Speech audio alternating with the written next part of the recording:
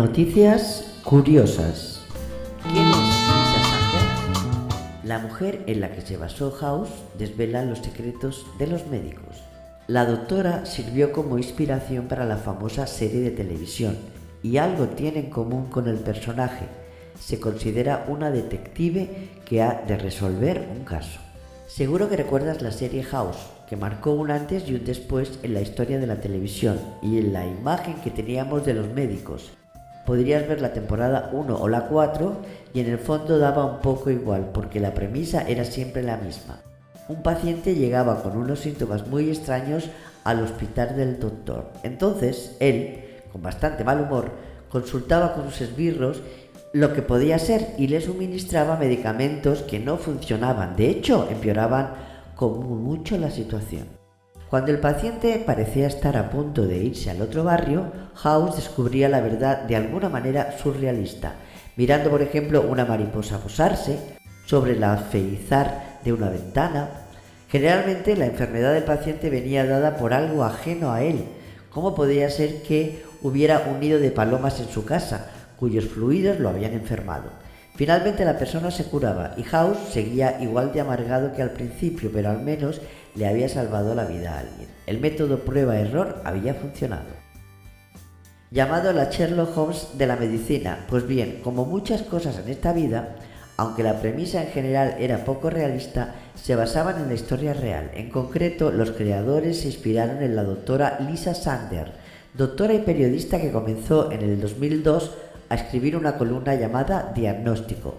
De hecho, se la conoce también como Doctora Diagnóstico, que fue la inspiración para la serie. De la misma manera, trabaja en el hospital Yale New Haven, que sirvió como modelo para que el doctor más famoso de la televisión en el Princeton Playboy.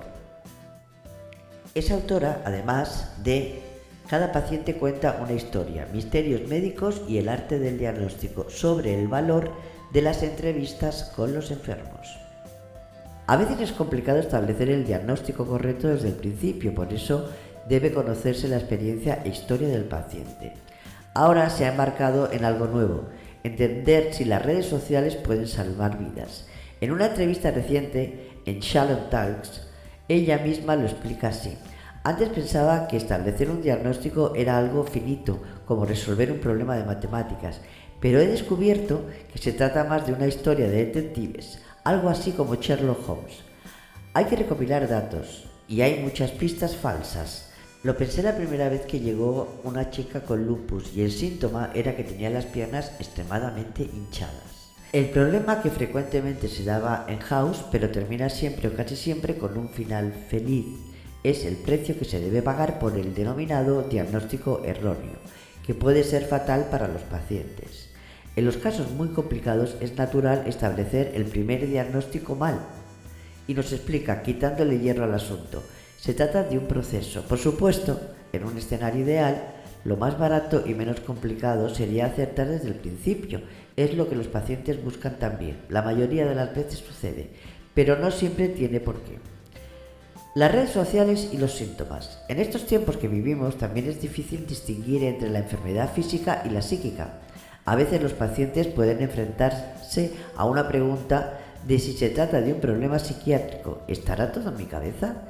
El estrés y el dolor continuo de vivir con algo que no se está tratando se añade a la enfermedad. Normalmente, cuando un paciente llega a una consulta con depresión, no suele decir que está triste, sino que, por ejemplo, le duele mucho la cabeza. Por eso, si tu médico te dice que vayas al psiquiatra, no es que piense que estás loco o que quiera desquitarse. Lo que recalca la doctora periodista es que cuando conoces a la persona y sus circunstancias, pasado, experiencias, te acercas mucho más a obtener un diagnóstico acertado que si te basas solo en los síntomas. Eso sí, ahora que tenemos las redes sociales a nuestra disposición, como decía al principio, se debe tener cierto cuidado. Son solo una exageración de lo que sucede todo el tiempo. Antes de que existiera Google, estaba tu madre para decirte que tenías. Ahora examinamos nuestros síntomas en diferentes redes y la diferencia está en que cuando nos lo decía nuestra tía la loca sabíamos que estaba chiflada y ahora, como no sabemos quién escribe estos estudios, nos los creemos a rajatabla. en vez de juzgarlos. Resumiendo, hay que buscar información que sea fiable y de autores útiles.